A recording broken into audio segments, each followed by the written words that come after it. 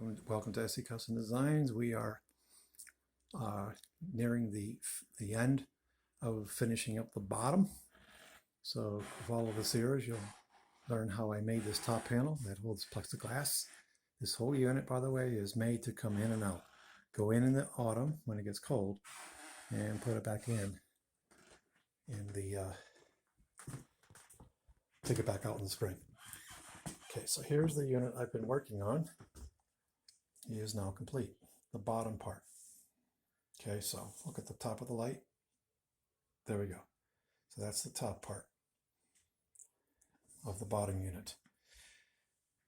So that painter's tape allowed me to keep everything in place and then pull it out. I'm going to do that at this time.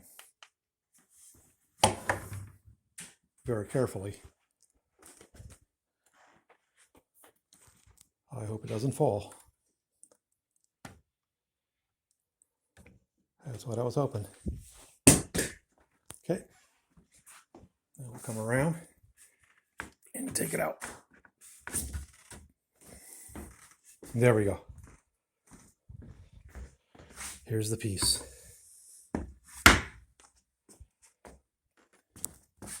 Very excited about that. Talk about custom, SE Custom Designs. Let's go look at the cavity. The area that it's filling in is this.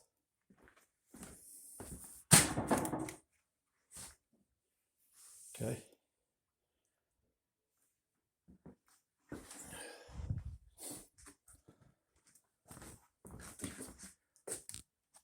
Okay, let's get busy. Let's go down to the wood shop.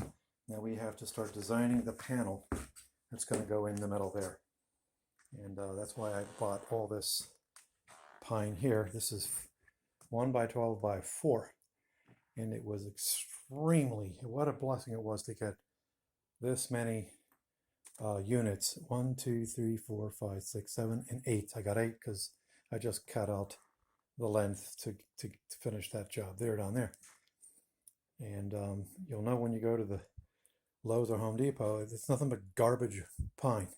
By the time they get the product to the market, it's sitting there, the humidity levels up and down, humans get involved, they twist it, this, and I walked into that. I just bought way more than I needed because I know how hard it is to come up with wood like that.